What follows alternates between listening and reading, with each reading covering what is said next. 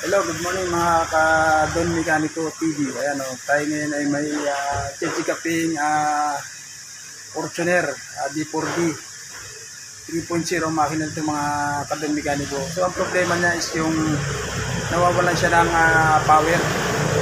So may nakita ko dito sa gilid dito na may nagbabasa ng langis. So titingnan natin, papakita ko sa inyo kung yung nagbabasa ng langis dito. So tatanggalin natin itong ibabaw mga ka-Don Mekaniko kasi isa sa pinapanggalingan ng low power kapag may leak yung pinakang baso-baso niya dito sa ibabaw. Kaya ipapakita ko sa inyo guys. So mga ka-Don Mekaniko, ayan, ito nga tinanggal natin itong toy, yung takip. Ayan o, kung makikita nyo mga idol, hindi nakasaksak ito. Kaya nabunot po ito mga idol. So matigas na to. Tapos ito basag ito rito. Basag siya. May basag. So papalitan natin itong kanyang, papunta kasi ito ng ng intake. So ito yung nagbabacuum dito sa kanyang sa kanyang pinakang map sensor. So ito ang naging problema niyan mga idol. Tanggal siya, tsaka low power talaga.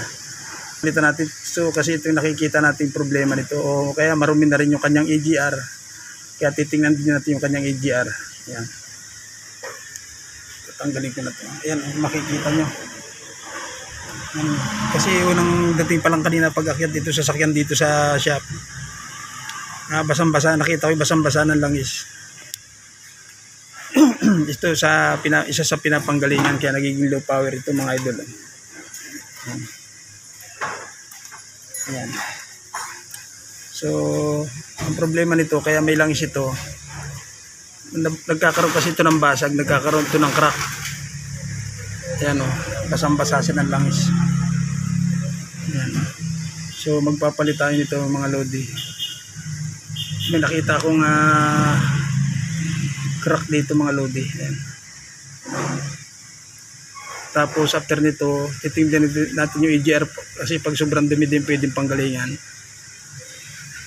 Ayan, papalitan natin ito. Ito ay Fortuner D4D 3.0. So papakuha lang tayo nito mga lodi. And guys clearance. And guys narin ng timing belt. So guys, itong kanyang intercooler, lilinisin na rin natin ito. Ito, lilinisin natin ito. Yung ganitong kinakalawang mo. So isasabay na rin natin na ilinis yung kanyang EGR. Tapos yung kanyang intercooler. Ano na ang pangalan nun? Ayan. Nung natira mo. Ito. Kanyang throttle body. May sakit pa sa likod. So lilinisin na rin natin yung kanyang EGR. Ayan. Guys, so yan po yung kanyang EGR, napakapal ng kanyang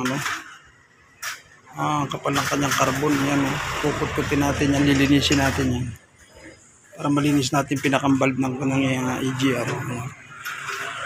So tanggalin natin, lilinis na lang yan.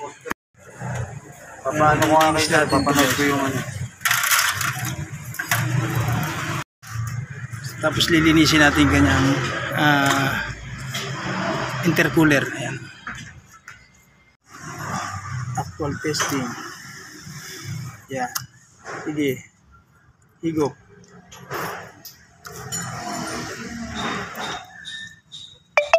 Sige.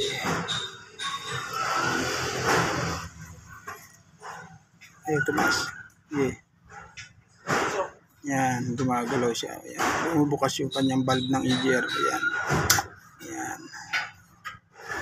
So may pundo lang siya dito ng carbon. Ayan, carbon siya sa loob. Makikita may carbon sa loob. Ang kapal. So lilinisin natin yan. Ayan guys, sinabay na rin ng may-ari yung kanyang timing belt. So tinatanggal na natin ito kanyang timing belt. Siyempre tinanggal muna natin yung cover niyan. So ito, lilinisan muna natin ito para malinis. So i-sprayan natin siya guys. Timing belt niya. Ayan. Ito yung itsura ng timing belt nitong Fortuner. Lilinisin muna natin ito. Yan mga ka-Don Mekaniko, yan. Kinabit na natin yung kanyang bagong tensioner at saka bagong idler. At saka yung kanyang timing belt. So nandito ang timing niya. Sa ibabaw, ito arrow na to. Tapos yung arrow niya dito sa baba. Meron siyang arrow dito sa ilalim. Makikita niyo yan pag tayo ang gumawa. Ayan. Right?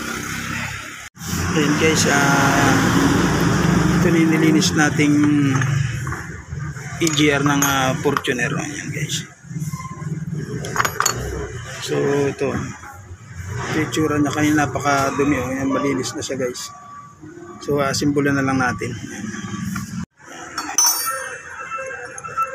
Guys, ina-assemble natin yung kanyang EGR housing.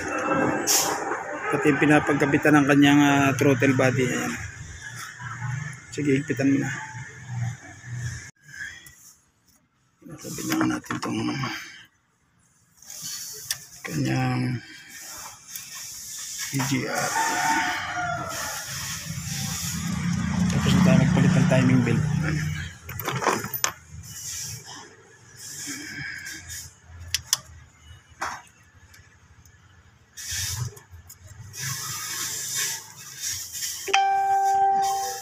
Yung throttle niya. So yung intercooler na lang ang ilalagay natin dito. Ayan. Intercooler na lang yung kakabit natin dito guys.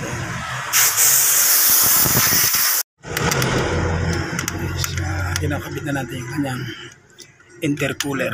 Ayan.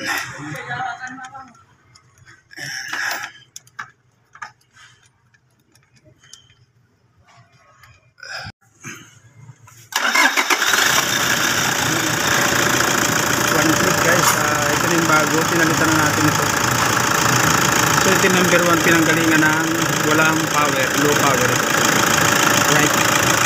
So kung bago pa lang po kayo sa aking channel, please like and subscribe, Don_Mekaniko TV. Ayan, maraming salamat po. Ayan, ito po yung tsura ng sakyan po.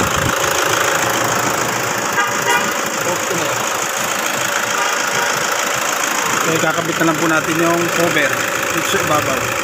Right.